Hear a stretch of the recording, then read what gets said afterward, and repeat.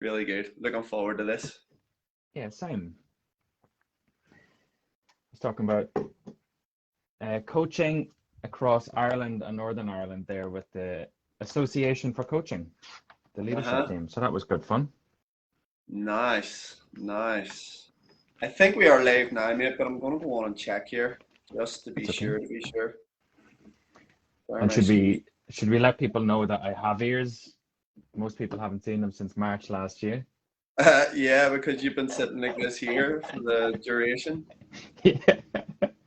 Yes, brother, we are live and it looks fucking Nice. good. There's already a couple of people on here watching, so we are good to go. Phil, how the hell are you, my man? I'm good. And we've done our shaking, Lenny, so I think we're all right to go. Yeah, so Phil, the last time I had you on, we chatted, Jesus, we chatted about everything really, didn't we? We covered a It was few like things. there was a broad range of topics, and I think it was largely based around leadership, personal development, business strategies, limiting beliefs, how to change those. Like we covered a lot. And today, I suppose again, me being selfish was the reason that I brought you on for this here today because I like to extract some of this information, and I know that the people on here would get a lot of benefit from hearing this information as well. So I thought, what better than to give the people what they want and get Phil back on and talk about public speaking of all things. The introvert's worst fucking nightmare. I actually heard you say a few weeks ago that there's some people who would rather be in the coffin than standing reading the eulogy. Given the eulogy, death, fears ranked, and again, you're born with two. You're born with loud noises and falling are the two fears you're born with. Everything else you learn. But actually, when you ask people to rank their fears, it's in one and two. One is public speaking, second is dying. So again, at a funeral, you would rather be in the coffin than giving the eulogy if we followed that ranking of fears. Wow, unbelievable.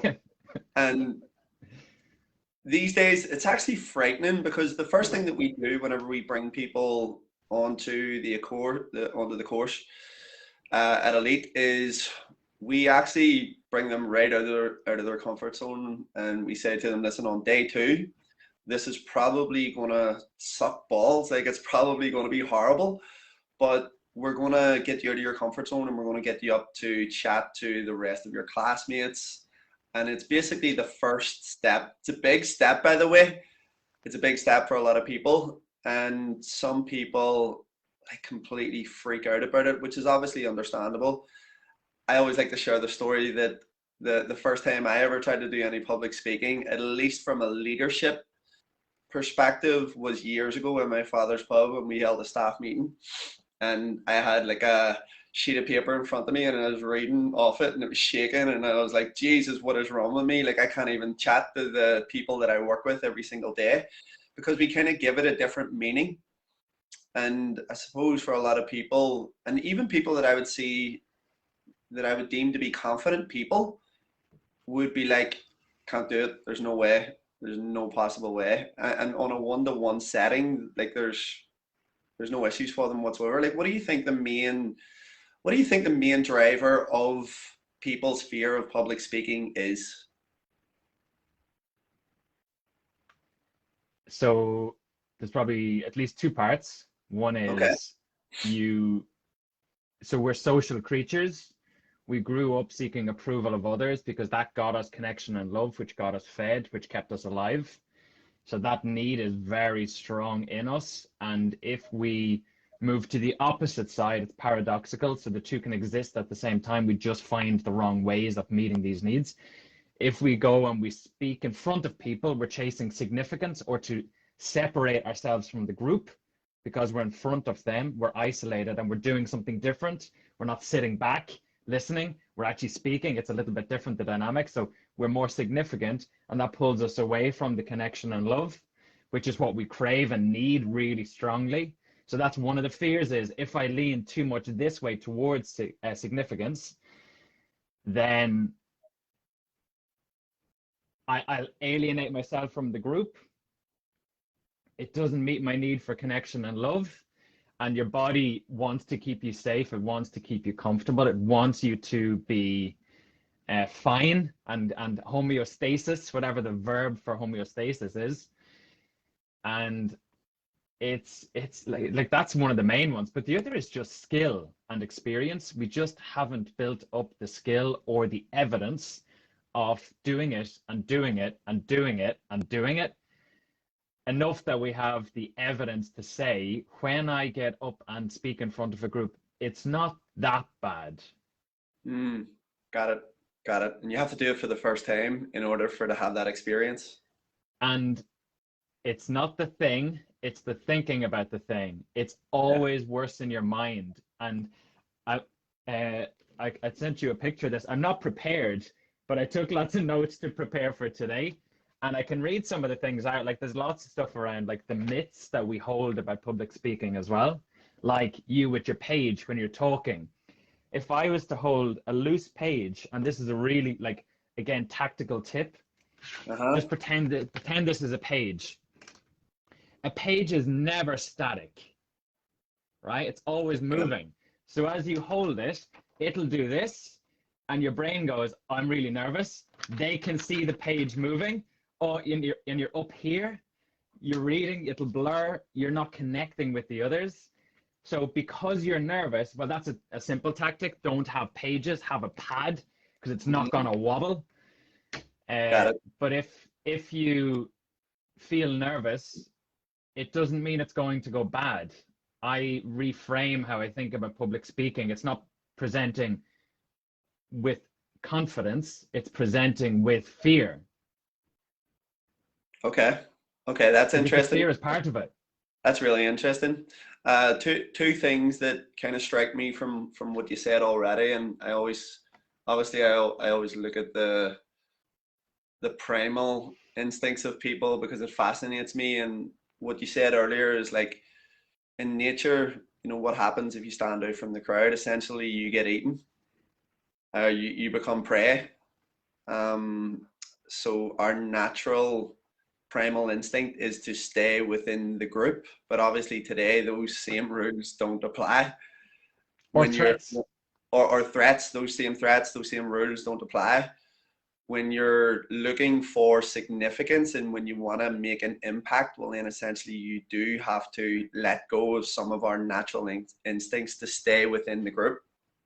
Or not let go, because they'll never leave you. Again, they'll never leave you, but be okay with it. Exactly. Yes. With fear, with primal instincts, and reframe. I have a thing that so I get supervision because I take my coaching really seriously, and I try to develop my practice and how I work with people.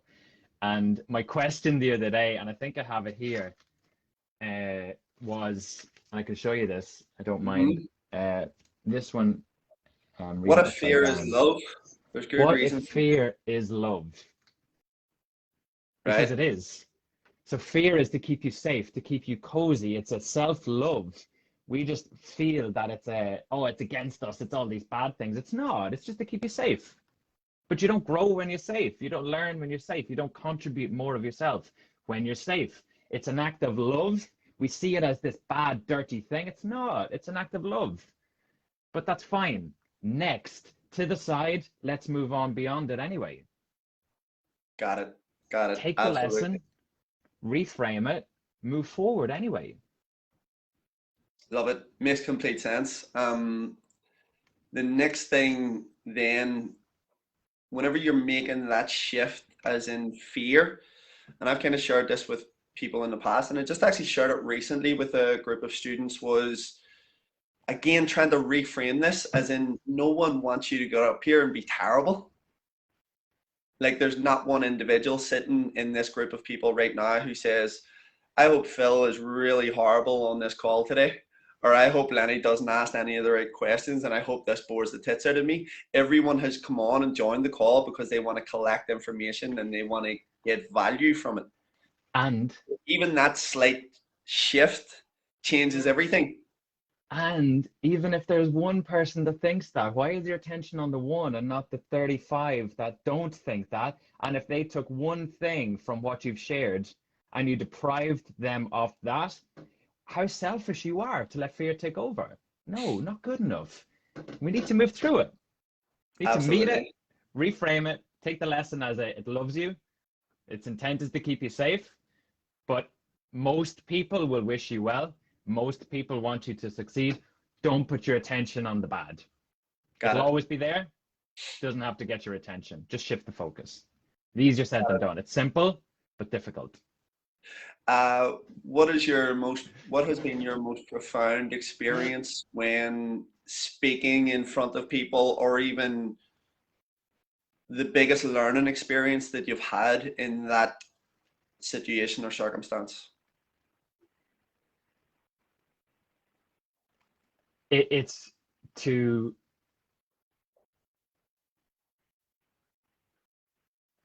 well, probably one of two things. Forget about you. It's not about you. It's about the message or the impact that you could have on them. And it's in a conversation one-to-one. It's never to a group. You cannot speak to a group. You speak one-to-one. So Got it. talk one-to-one. We're virtual. I'm only looking at the camera, but you will feel like I'm talking directly to you. If I start doing this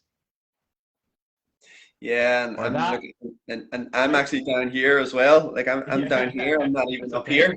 That's okay. Yeah. But it makes such a difference. So again, I'm having a conversation with you. There might be people listening, there might not. Doesn't matter. I'm having a conversation with you. That's a reframe, one-to-one. And then you just shift your attention around if you're talking to a group. That makes a big difference. And you feel connected rather than I need to like talk at this thing that's a group. No, they're humans. They go to the bathroom as well. Don't forget that. Just have a conversation. It's not a talk at, it's a talk with. And that's a different dynamic. But also, and what's the impact or what could be the impact that you have with these people? And that's huge because it's not about you. And then you get out of your own way. It's like, yeah, it's worth me overcoming my fear when I have a big enough why. And the why is that message. Absolutely, mate. I've heard you speak a lot of the time. Well, on two things actually. Let's discuss two things. And I suppose these kind of play into one another. Is the idea of changing your physiology before you speak, Mm. but then the idea of grounding yourself before you speak as well. Yeah.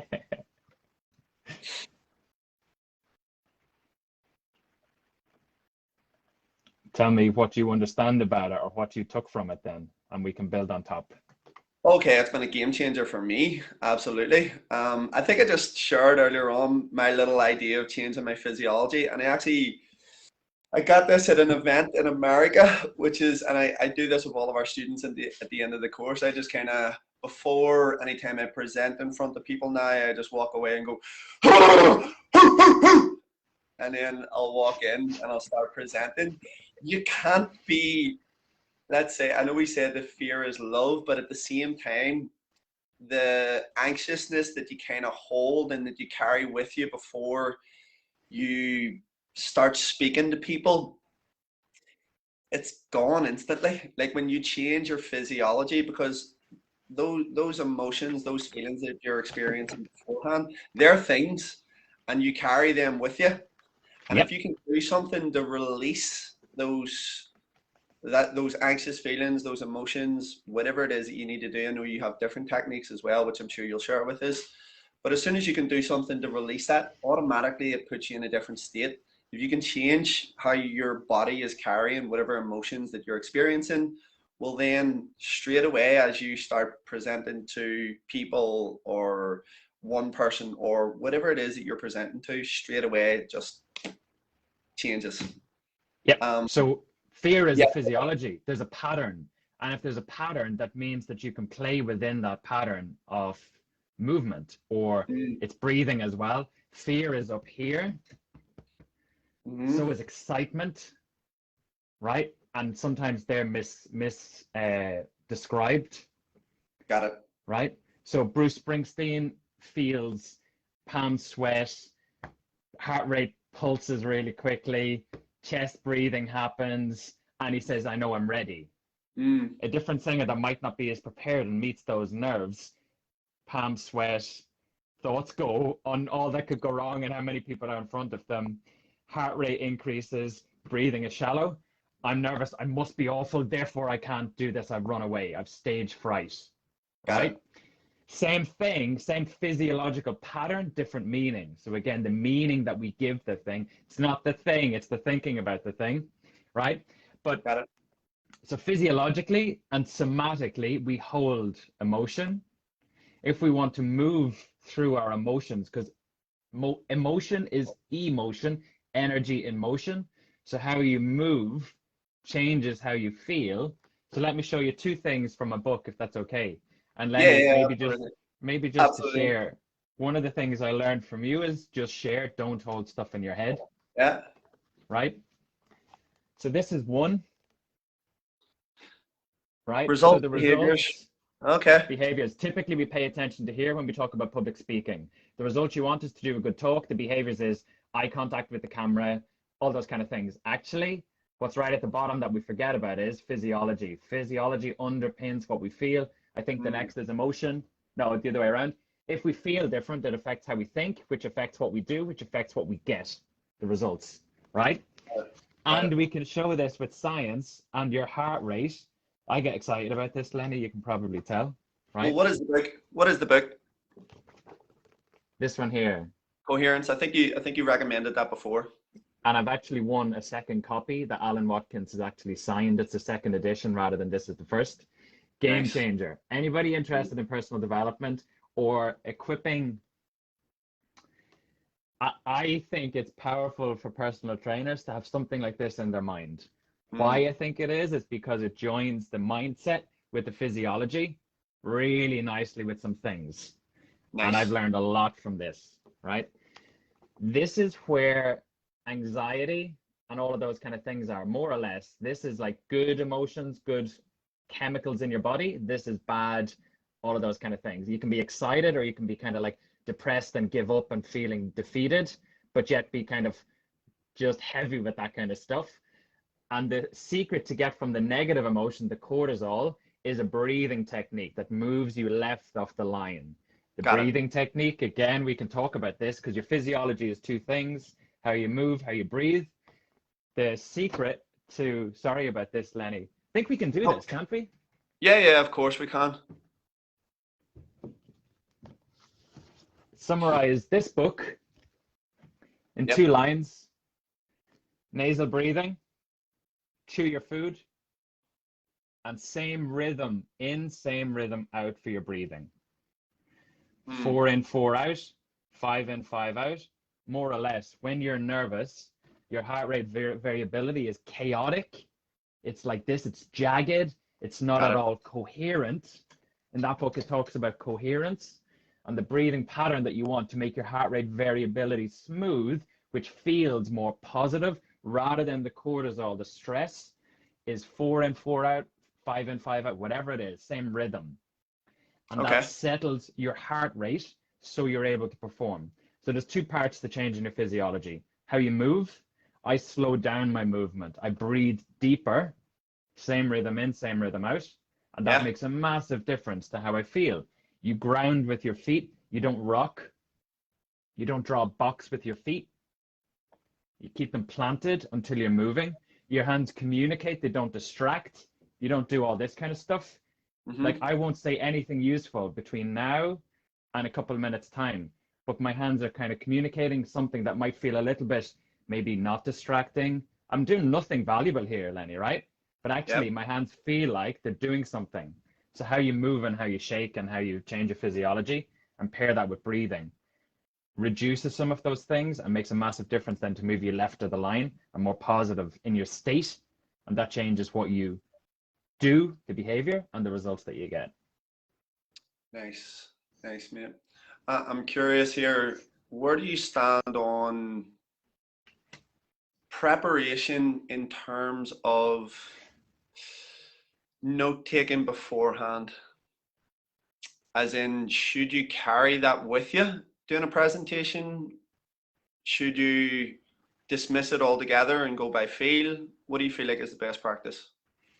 It depends if you're introvert or extrovert, and whether you Okay, know your shit or you don't, all right. right? I'm curious. So I'm more of an extrovert preference. You're more Uh-huh. of an introvert preference. Yep. I process external to my mind. You will process internally and then be better able to or more confident in communicating.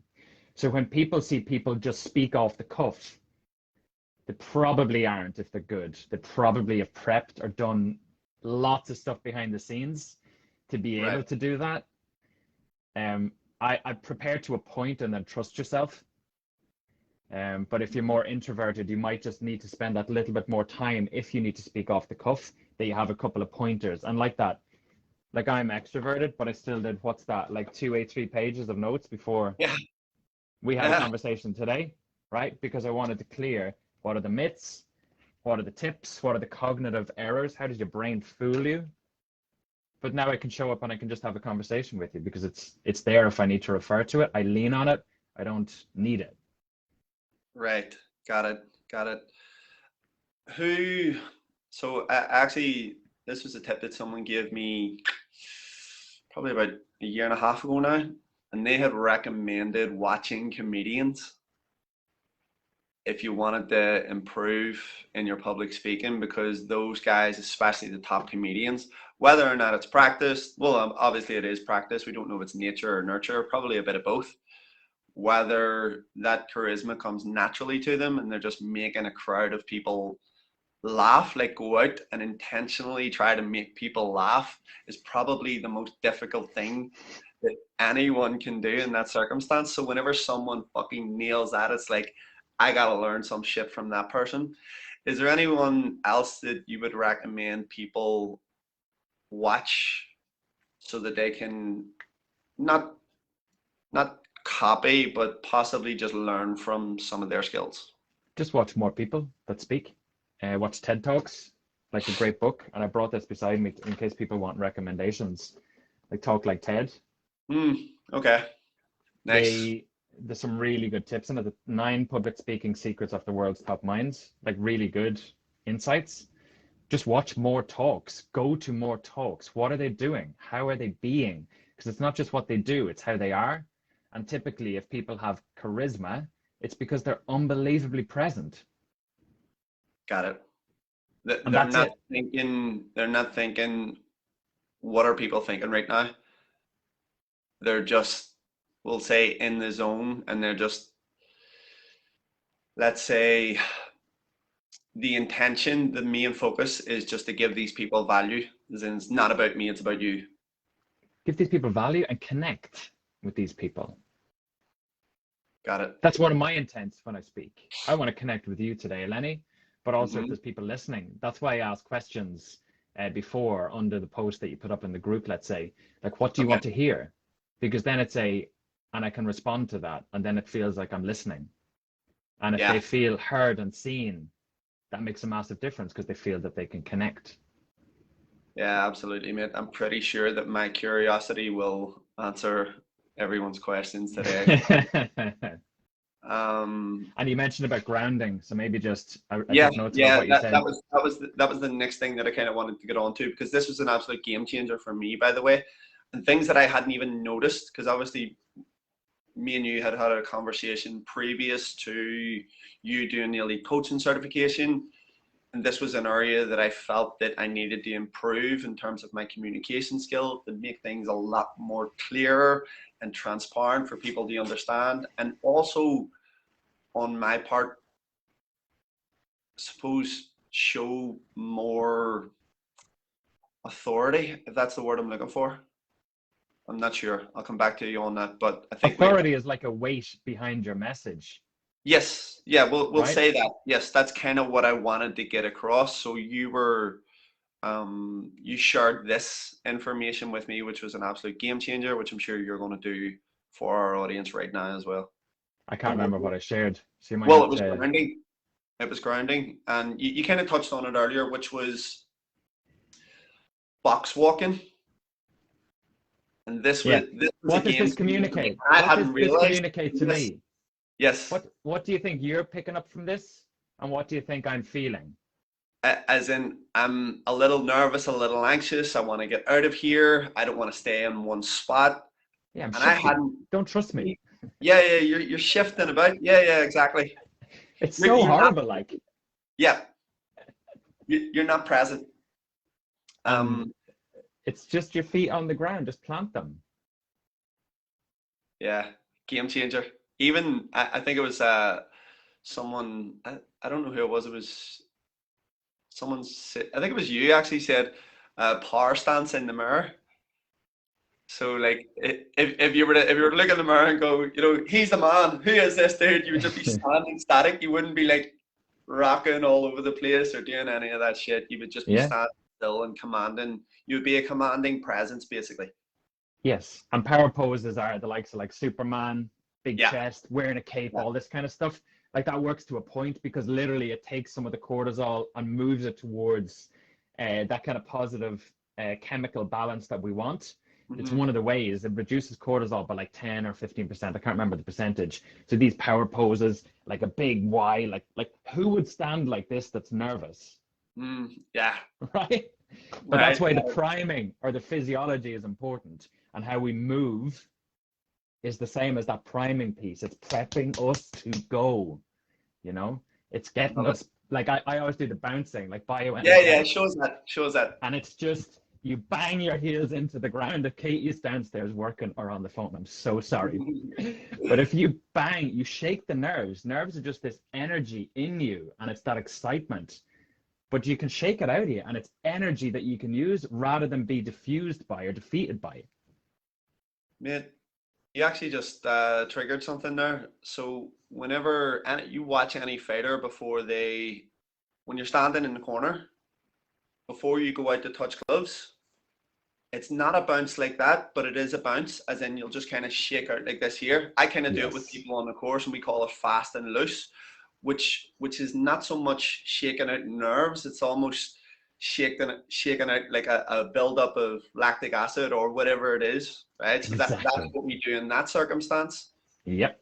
But if it's a nervous thing, which most fighters will be, they'll just shake out and they'll kind of just do like a mini sort of fast and loose in the corner, which makes a lot of sense. I think that just happens naturally for Yep. most fighters. And that's what you need to practice in private. So again, you see me talk now, I'm probably appearing confident enough, but it's because of like thousands of times of doing it. Uh-huh. You practice in private. Like I had all my notes. I was thinking through this all week. Well, probably Mhm. 2 weeks when you asked me to think about it. But if you rehearse for game day, that's why you Mhm. train. You're able to perform, to build in some of these priming things so that on the day, it's just this pattern you follow that gets you ready. So an example of this is somebody I'm coaching, unbelievably talented musician, breaking out on their own. And what they're doing is when they need to get in the zone, and again, that's what you're doing when you're in the ring, it's a zone that you need to perform in. His Yeah. zone is creativity, coming up with songs, connecting with others through his music and lyrics. Right. We came up with a pattern that he could follow. And like the Okay. message the other day was like unbelievably powerful. Got in the zone, and it was a Right. pattern of movement and breathing. It's those two things make a massive difference. The other two are what you focus on, so the questions you ask, and then the meaning you give the thing. So the focus is what do I want to bring to this conversation? Mm-hmm. Because that's going to shift your focus away from what am I going to get? Wrong. Attention is in the wrong place, right?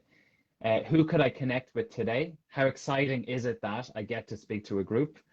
Imagine that Lenny has me on. What an awesome guy. How did I meet somebody so cool? Your focus shifts to something very different. And the meaning I can give it is this is an honor or it's Got a it. burden. Same thing, different meaning. Yeah. So what I'm hearing you say basically is, and what I took from the first part was, you don't rise to the occasion, you fall to your lowest level of training.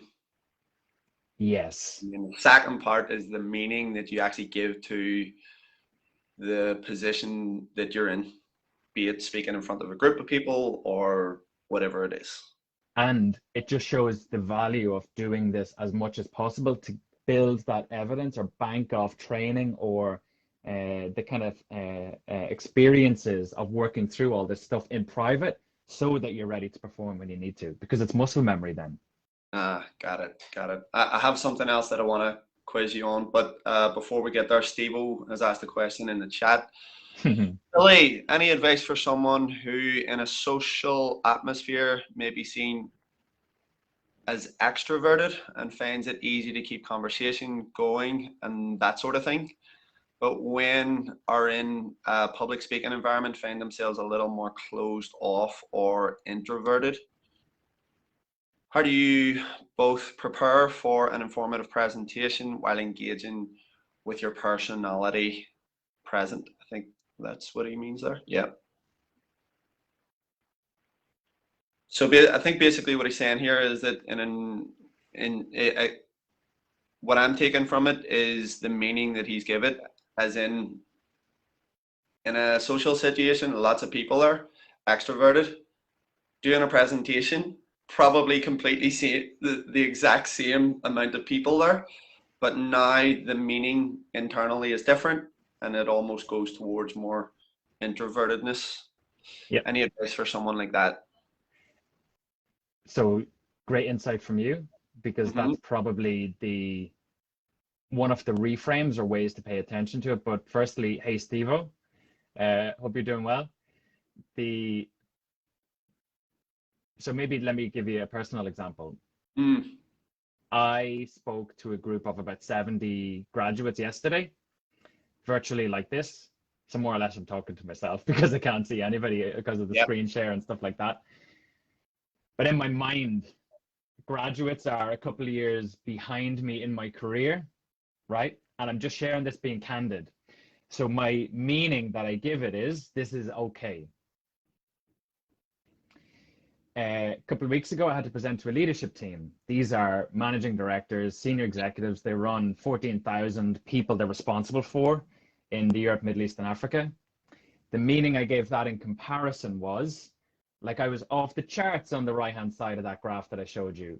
Stress, cortisol, anxious, what could go wrong? What if I forget something? Like, I don't not feel these things. I've just learned things that help.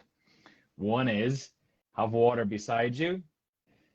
2 is don't forget to breathe, Steve-O. 4 in, 4 out, 5 in, 5 out, whatever that breathing is. But then it's just changed the meaning of it. And often my work as a coach is often just to connect one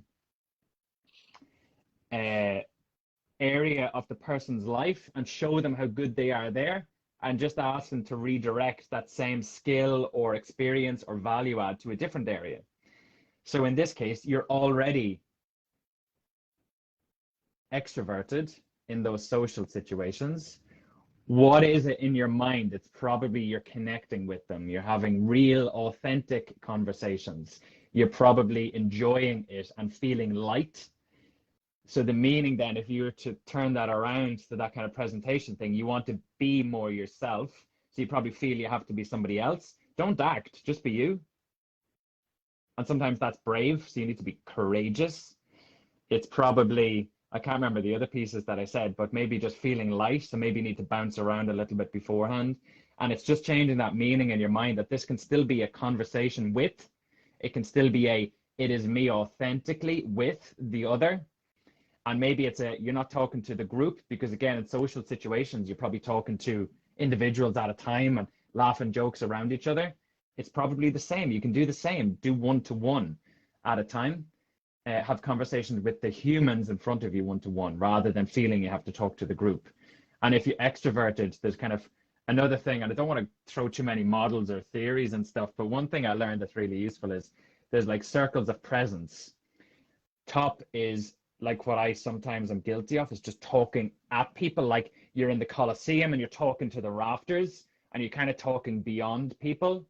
The other is more introverted at the bottom, which is kind of like talking into myself. But the other is just communicating one-to-one like this and having a conversation where I'm present with you and I'm having a conversation. So I would just dial your attention down from thinking you have to be speaking to the rafters if you're presenting, and actually just have a conversation like this one-to-one and just present to the humans. Got it.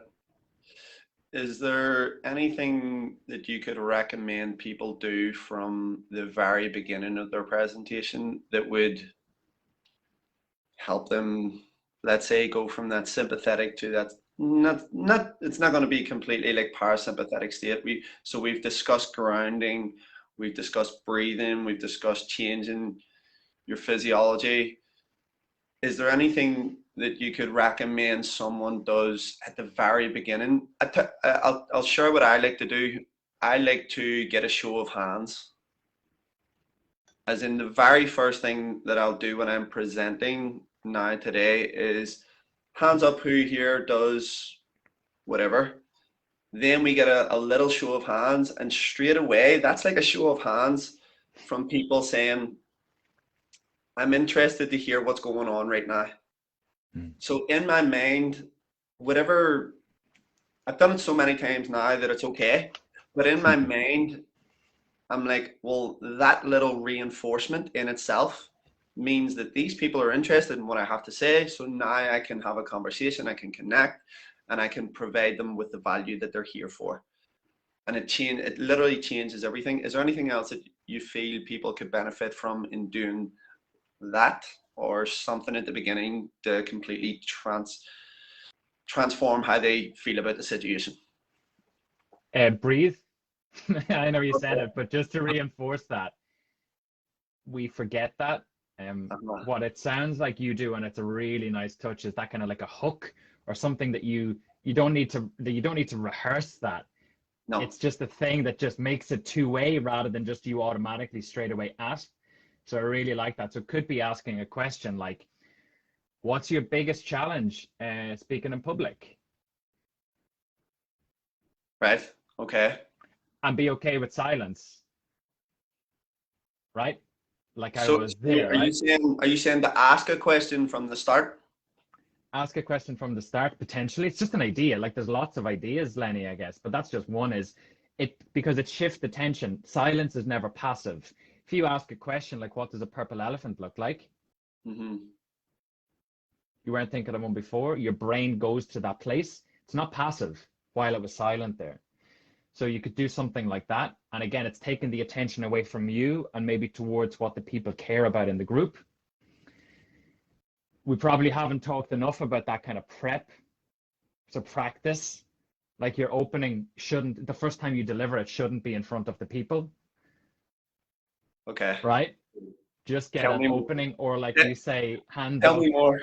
Those kind of nice, those kind of things. They're useful to have in your back pocket or your toolbox, that you don't need to rehearse that as much, but then be ready to move into it. But some kind of hook, like what we would try to do in copywriting. Okay. Do you want to move away from fear, self-doubt, and insecurity? Like the answer to that is always yes, right? Well, what I'd love to cover today in today's presentation are these three things, and by the end of it, what I'm hoping you achieve is to give them an idea of what you're going to talk about and how it meets or answers that question. So questions, poll with hands up, maybe a story. Do not try to be funny. Don't tell jokes. Maybe it's I shouldn't tell jokes, but I just have seen it go too badly wrong at open mics and stuff like that. So maybe a poll, like you were saying, a question, a story, and then the overview. So I'm going to cover three things. What I hope it means by the end of it is, and what I'd love is you to interact during it so that we make this a conversation, and I don't just want to talk at you for 20 minutes. Love it. Yeah, that's very much my style, as in I'll ask a question, who here would like, show of hands, and then, okay, here's what I'm going to cover. And I would much prefer it if it was a conversation where you can stop me at any stage and ask me a question, and then we'll all get more from the question that you've asked. And I say that all the time. I'm happy to be wrong about anything I say. I'm always happy to be interrupted. Please ask questions. Got it. Then Got we it. can move into it. And it's tell them what you're going to tell them what you told them is useful for a structure if you haven't got one in your mind. Let me repeat that again. So tell them what you're going to tell them. Yeah, Second one tell them. was tell them, and then tell them what you told them. Yeah. Okay, I'll have to sit on that one for a while to see how that goes. I'll have to sit on that one for a bit. Um, Here's a question: interviewing in public, and this was actually something that came up a few weeks ago, and I actually shared a great little strategy, and I was actually going to do it with you today before we actually jumped on here, but I knew you would have been cool with it anyway. I plan on doing more podcasts, which you could kind of say, like, this is kind of public speaking in a way. You Mhm. could kind of relate it slightly, or it's just a conversation which is slightly different. But interviewing, let's say, in public or in front of a group of people, we know that that differs slightly as well. And I'll share something with the group here. So anytime before I'll bring someone on for an interview, I may say to them, I might actually interrupt you during one of your answers.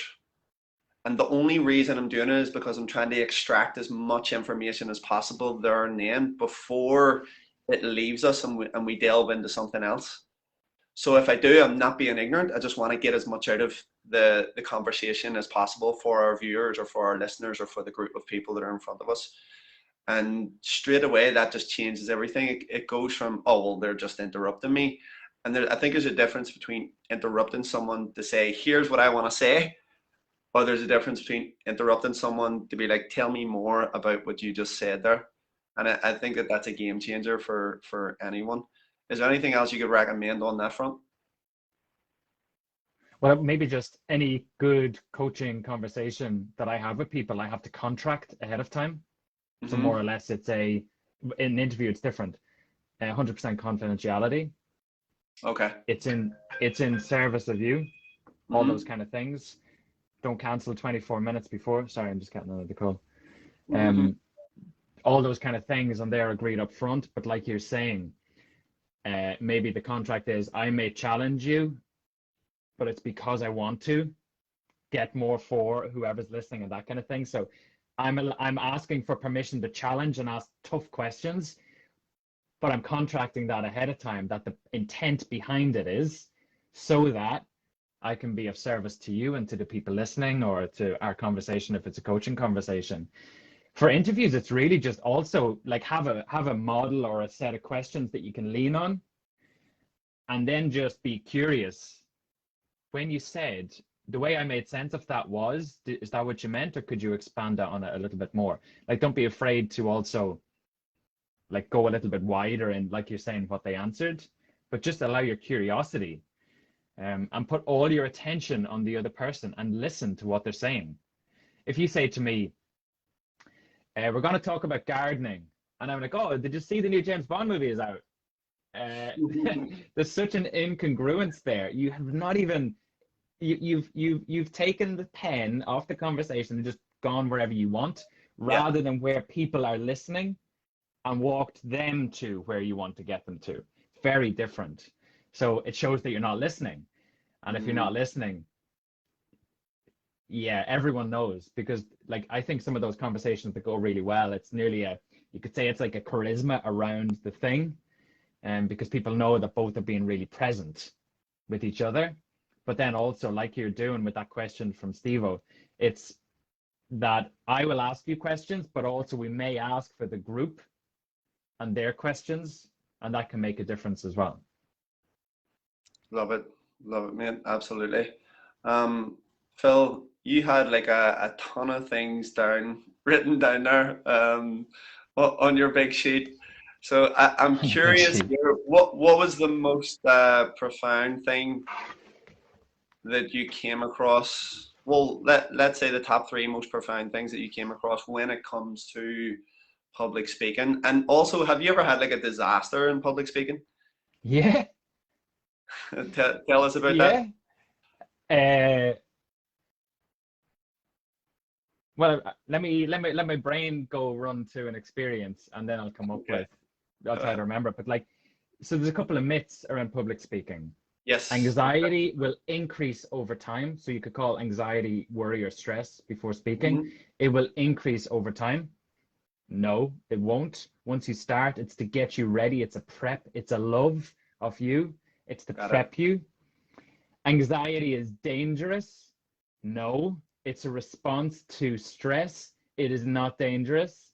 Anxiety will decrease your performance only if you run away from the stage, right? Right. Anxiety, there's a stress performance curve. A certain amount of stress will actually increase your performance to a point. So it's wrong. It's a myth. If people see my nerves, they'll judge me. Nope. Mm. Maybe they'll see you as more human and relatable because they're also shitting themselves, right? Okay.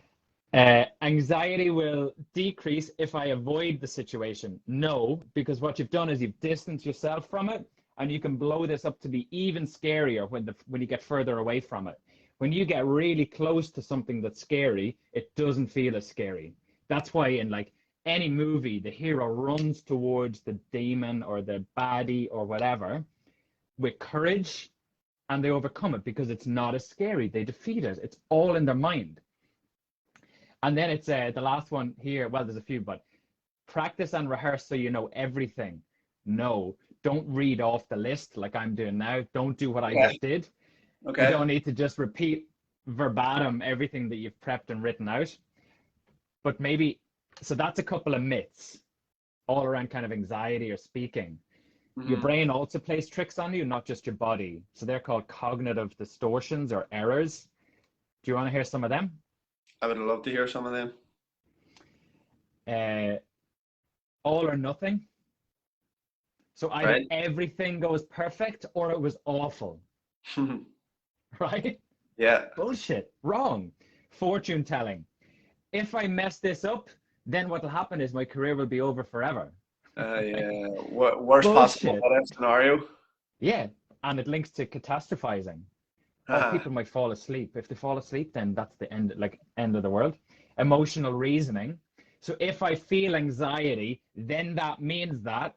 No, bullshit. You'll have the anxiety. That's fine. Present with it. Doesn't mean anything other than your body is prepping you and it's noticed a stressor. Doesn't mean anything because one does not always mean two. Minimization. If you forget a point, there's no way that you'll be able to recover. Hmm. Wrong. No, don't do that. Tunnel vision. That one person in the front row is really looking angry. Why are you Oh looking yeah. at them and not the Yeah. 1,000 other people, right? Yes. Got it. Probability overestimation was uh, the probability of me passing out on stage is probably very small, but you Mm. overestimate it and say, oh my God, it's so big, I might pass out on stage. No, you won't.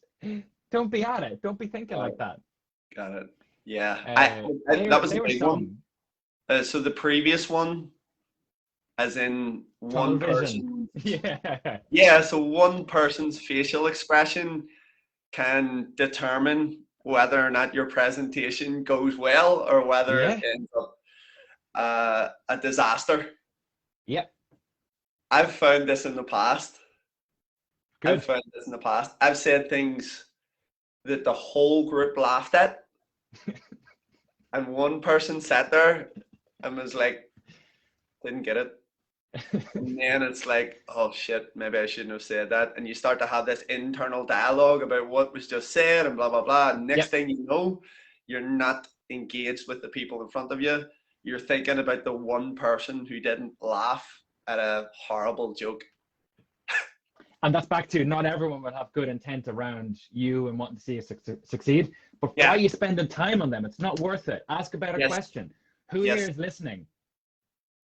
Oh, okay. Everyone else but that one person. Great.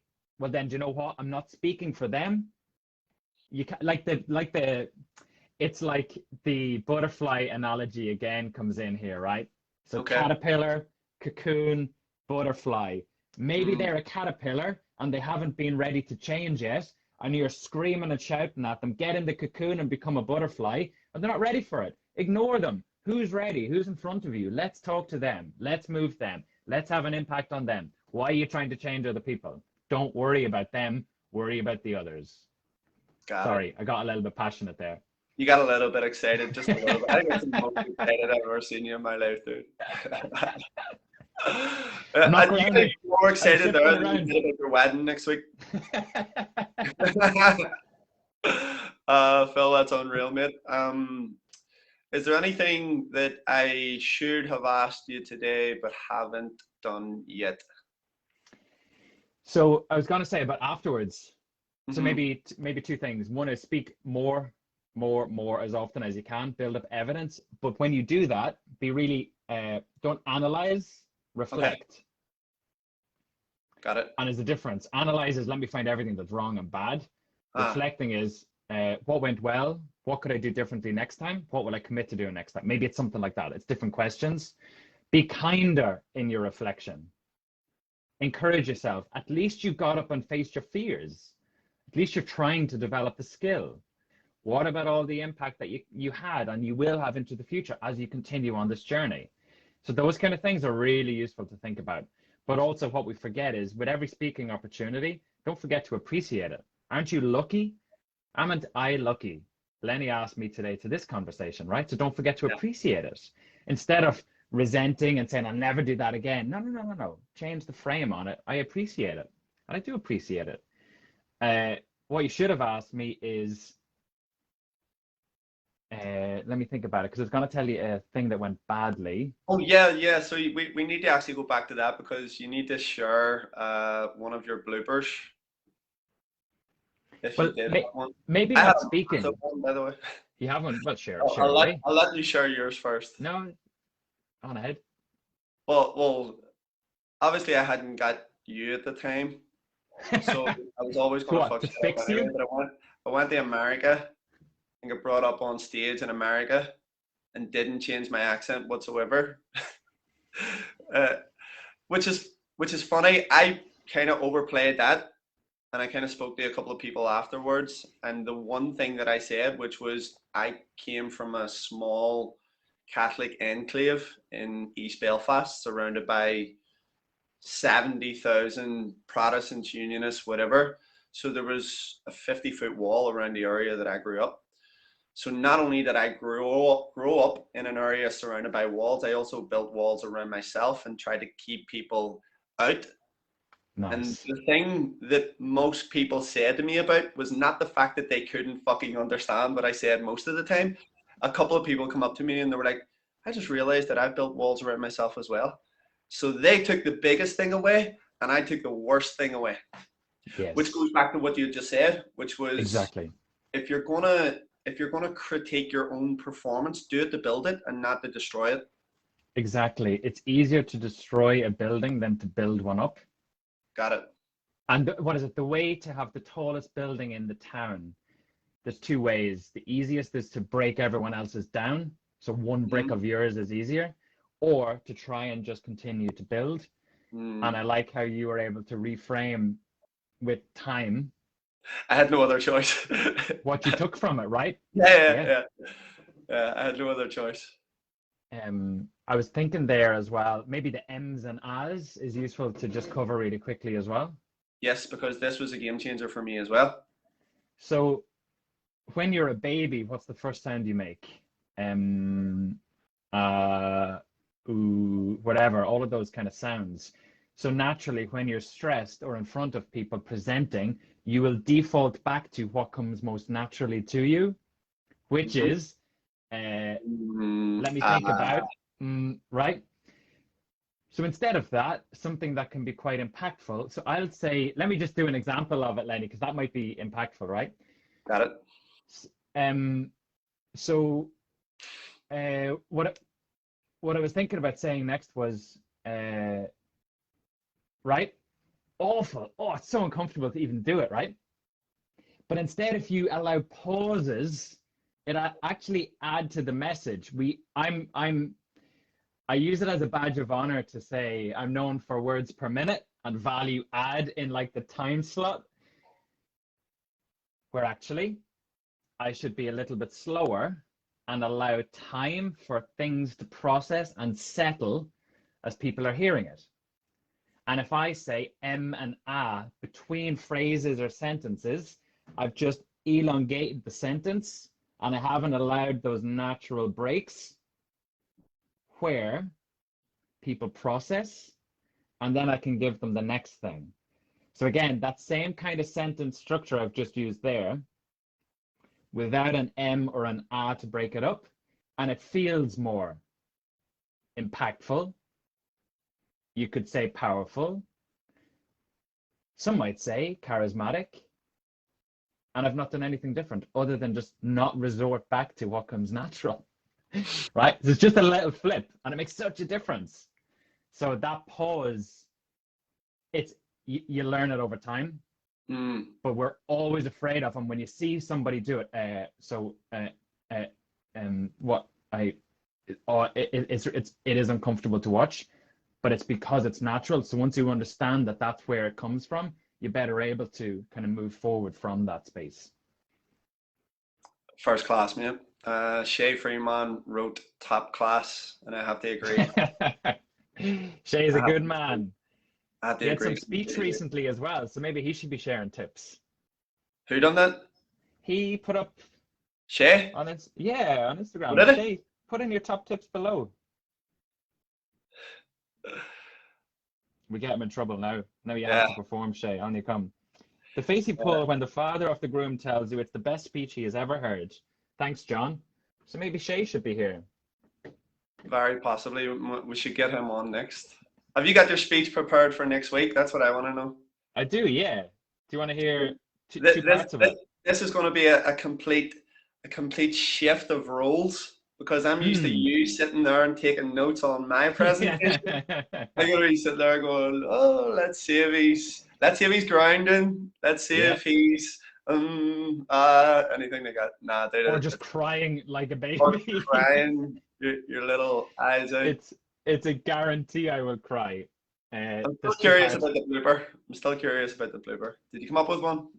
What I was going to say is around singing, because I play music professionally, and I've learned a lot from performing from that. And more or less the skills that I learned there, I just try to translate to speaking. So for example, it's not about you. It's about the music and how that makes other people feel, right? I've made every mistake possible playing music and gigging for, I think, since about 2014, 15. Every mistake possible. So much so, I forgot my guitar one time. I forgot my microphone another time. I've made all the mistakes, but my confidence comes from knowing I will handle whatever will happen, right? And it's the same with speaking. So that's the lesson. And the 4 C's of confidence, and you will never feel confident first. Commit, I will become better at public speaking. Courage, I will choose to be courageous despite the fear. I will be building the capability on the way, and then you'll feel confidence. It's never first, it's always last. And that's an interesting frame, or probably a way to end as well, right? Amazing, dude. And I'm sure Steve-O, who asked the first question there, will take a lot away from that for sure, because Steve-O is a musician as well. Yep, and so much of it translates. Unbelievable, brother. It's always eventful, but insightful as well whenever I get you on. And again, it's just... Don't worry, good catch. At least you caught it. I caught it. That's the main thing. See clearly, act wisely. Yes, I caught it. Yeah, thank you, brother. Always insightful, and always. Thanks for having me. Thank you for having me. I appreciate it. Have a good day. You too, mate. Take care, boss. Bye. Adios.